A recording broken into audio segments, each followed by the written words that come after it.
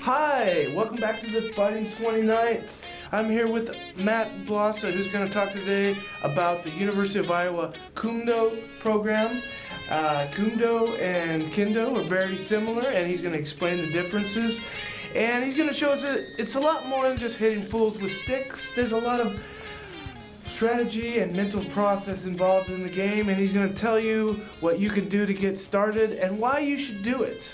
All right, let's get him out here. So before we get started, what is Kumdo? Kumdo is a Korean martial art. It's similar to Kendo. It uses a bamboo sword, and you use it, and it's a martial art where you strike several different parts of the body: the head, the wrists, left and right, the side, and also the throat. But the throat's an advanced strike. Oh, okay. So when did this start officially? So Kumdo and Kendo are essentially the same. The only difference is just a terminology. They both mean the way of the sword in Korean and in Japanese. Okay. So just two languages right there. Boom, boom. Right. Right. So Kendo didn't really start to appear until maybe the 1600s, 1700s in Japan. It was a way that the people in dojos could fight and practice their swordsmanship without killing people. Because previously they used something called a boto, like a boken, which was a solid wooden sword to fight, but that caused injuries such as broken bones. So they wanted to find a way that was safe to actually fight. So they created the shinai and then started creating armor so that people could actually strike with full force, like in a real fight. Okay, so even with the shinai, even though it's made for safety, you can still really mess somebody up with it. If you don't wear armor. If you don't wear armor. Okay. You gotta wear armor. Kendo's changed a lot over the years. I mean, it was originally just armor. In the old days, you could, until at least 1950, it was pre-war Kendo. You could throw people. You could throw people. You could trip them. You could choke them. But that changed after World War II because the demilitarization of Japan. Yes, it changed. Wow. It changed what was allowable. That's the really fascinating thing about martial arts is the preservation of culture and then the effectiveness of technique. And that sounds really cool to practice, but it's like, after we just fought a war, it's probably not looked on as well to be training that militantly. Yeah. Right. Even though it's really, because of advanced technology, I don't think we need to worry about people running at us with swords, but it's so cool. Right. Okay, right on. So how long has the Iowa Kumdo program been going? The University of Iowa Kumdo Club has been around since at least 2007 to my knowledge, probably earlier. I'm not exactly sure. We're a club of the World Kumdo Association, WKA, which is a Kumdo. Okay. Which is a Kumdo club, which is a Kumdo association with dojos in the East Coast and in Iowa. We have a few all over the place. There's some in South Dakota. There's some in New York. Okay. And what do you need to know to start practicing? You really don't need to know much for Kendo or Kumdo. All you really need to be is just very persistent about it because it's a martial art that takes a lot of patience because if you don't do it right, you won't strike right. So it's a martial art that you have to, takes a lot of patience because it requires so much technical skill for it. Because if you don't strike the proper way, it's not like where there's karate where there's a little bit of a give. The Kendo is pretty rigid about how the strike works. So I mean, in terms of like getting started, just determination. Let's say sheer determination is what, and sheer determination and love of it is what keeps you going through. Cool. Sheer determination only.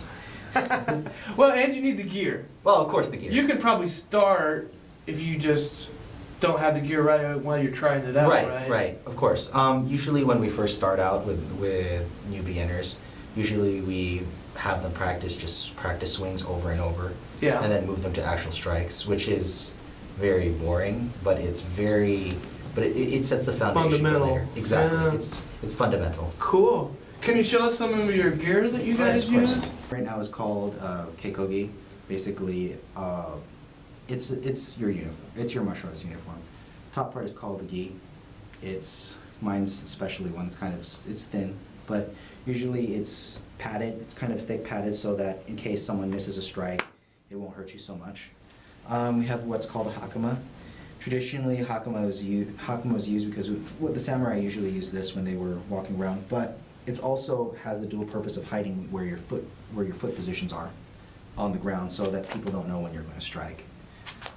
This is a shinai, so this is the handle. This is the point where you actually hold the sword. This is the suba, sword guard, and this is the kensaki, the point. So you're probably wondering what this is right here. This is what's called an akiyui. Basically, the point between here and here on the shinai is where people would cut on an actual sword. So it's training people to cut with a sword here.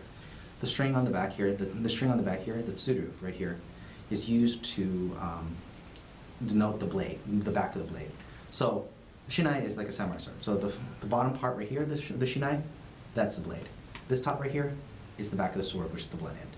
So it's held, shinai is held like this, like that, with the back of the blade up, with the back up and the blade down. So Okay. it's also, shinai is held on the left hand on the bottom, with the last two fingers with the pressure on the last two fingers, and on the last two fingers of the right hand. So it's held like this, pointed towards the opponent's throat. Okay. This right here is what's called the men, or muri in Korean, but men in Japanese. As you can see, it's not very organized, but this is the primary strike for Kendo. So most strikes for Kendo, we always train to strike men, which is right here in the center of the head. So all strikes come from men, so we always strike right here. Okay. It's the head protector. There's also on the head protector, it's hard to see here, but right here, it's called a tsukidare. That's for the throat strike that's a little more advanced. Okay. These are the gloves. They're called kote in Japanese, sumok in Korean. So left and right side. Usually strikes, we put strikes on here, on this area, on the thing. It's a wrist cut through the hand. And this is the most part that people see the most with Kendo. It's called a do, or ohori in Korean. So there's 3 striking points. There's the left do, and then the right do. Commonly we train to strike the right do, because that's the main part, because it's easier. However, you can strike the left do, but that's more, the left do here, but that's more of an advanced technique. Just wondering, is there a right-handed and left-handed stance? Or is it everybody learn? Everyone learns chudan. Everyone learns chudan stance, obviously, like right here, it's just like this. Everyone always holds with the left hand, whether or not you're right or left-handed. Oh, okay, very true. Yeah, so even when you're doing jodan stance, even though you flip the hand around a little bit, it's still the left hand. Everything is always held with the left hand. Okay. Yeah, you pull with the left hand. Okay. Mm-hmm. Last piece of equipment is the tare. This doesn't have any target points on there, but it serves the point of when you strike the do, like you just strike the person's chest. If it's too low, it comes off. It's meant to protect your legs, to protect against like accidental strikes, or someone hits the do off and it slides down a little bit. So it's just a protection, just padding for your legs. And the least talked about equipment for Kendo, Tenugui. Tozan, I'm Nice. Tozando. This is what we put it over. We put it over our head like this. It's used as padding and to absorb sweat when we're in practice. So this is probably the smelliest part of the entire kendo rig after the men and the kote. So, Okay. but it's just made out of cotton. There's nothing special about it. Usually it's printed in patterns. So I'm sure what a lot of people at home is wondering, why don't you just take it and swing it like Luke Skywalker and just come right out like a baseball bat? Because with a baseball bat, when someone's swinging like this, I can just knock it down and just hit you on the head. It's not. You have to take. It's called taking center. Okay. So you have to take center and shoot on when you're doing that. Because if you don't, exactly, just right there, you'll either run. I'll never get close enough. You'll either run onto the person's point of the person's sword, or when it's pointed towards their throat, it still just runs onto their throat. So you still take center, but right there, your head's open. So if you were wearing. I don't know. I'm pretty fast. I'd still hit you. I'm pretty fast. I'd still hit you. So what about form? So. How come am I trying to? Okay, so basically there's many ways of standing in Kendo, but there's Okay. 4 ways actually primarily used. One's not used because there's no certain cuts that we don't do. But primary stance is what's called shudan. It's in all Japanese martial arts. Kendo, I don't know about judo, but Kendo and karate definitely too. So you take the center stance. So shudan no kamae. So the sword is pointed at the opponent's throat. So it's pointed at the opponent's throat, so you can take center. So from here, you can begin any attack forward. Kote, do, men, men, kote, and then do. So it's taking the center line. So as long as you have the center line, you can strike any of the targets in Kendo. The ski is just that. You just thrust with your body forward, not like this, but forward. So did you say, do you kind of yell the attack that you're doing while you do it, or? Correct. So I have to not only hit you, but I have to plan that and do that correctly. I can't be like, man, maybe Kote. No, you have to Okay. actually plan the attack. Well, not plan. You have to do it commit to your strike. So if you're committing to the strike and you strike, you have to say men or kote. Oh, so you can do it after the fact. But it gets Almost hard. instantaneous. It has to be almost instantaneous. So the So I higher guess- level you get up, you have to make it instantaneous. The minute you strike, Okay. it has to be instantaneous. Well, I guess if I said, hey, I'm going to hit you in the face, then you would just block that. No, if you're fast enough. So you're trying to hold your breath until you can actually strike the opponent. Okay. So when you're close enough, usually it's a fraction of a second when you strike. Uh-huh. So they're not going to be able to say, oh, he's going to hit the men. It's usually men or muri, and the same Uh-huh. moment you strike. Okay. And the men is it the most common one or the first one The that men you is the start base. learning? The men, yes, the men is the basic for all strikes in Kendo. So it's all strikes down the center. So all strikes come from men. So first strike, men, here, down the head. Second strike, kote, down here.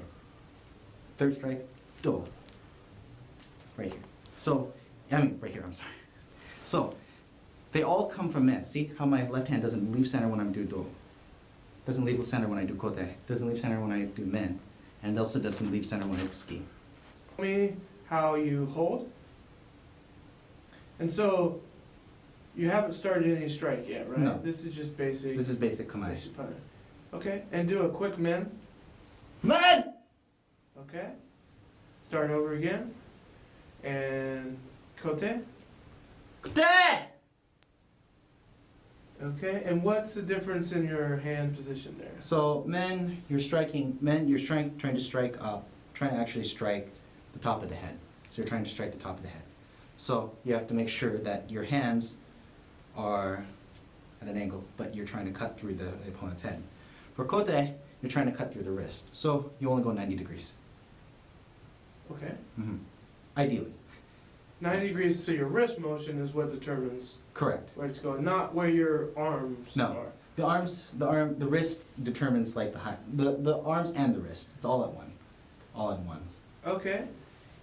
So we have kote and then do. Do. What would be a do strike? Do is better like this. I'll do This do is do, like this. Or do. Okay. Can you do that in the center? The do? Right here? Yeah, so we don't catch the curtain. So, do. So do is just a men strike. It's like a men strike, but it's up, do. That's left. That's right do. This is this is regular do. Do. Okay. Gyakudo is called, or left do, where you hit the left side of the body. It's different. So it's up, that. Okay. You step to the side. But we always teach regular do because Gyakudo is hard. Okay. And the suki? Ski is just you just push forward. That's all. It's more with your body. It's exactly with your body. But ski is dangerous because you could hit the person's throat, and it requires an immense amount of control and balance to do it. Okay. All right, so that's awesome, Matt. Thanks for coming. Could you tell the people watching, like, you can be the shot, yeah. You can tell the people watching where you practice, when you practice, and... Okay, yeah. We practice at the University of Iowa Fieldhouse from 5:45 to 7 p.m. Okay. in room That's S4. cool. Good practice, yeah. Room S461, and we practice on Saturdays from 1 to 3, with the exception of home football games. 1 to 3, and what's the room number? Same room, S461. S461. Okay. And of course, anybody just wanting to watch or do They're anything free to can come in. They're free to and- come in and watch. And maybe even handle a shinai? Yes. Cool. All right. Well, thanks a lot. Thanks.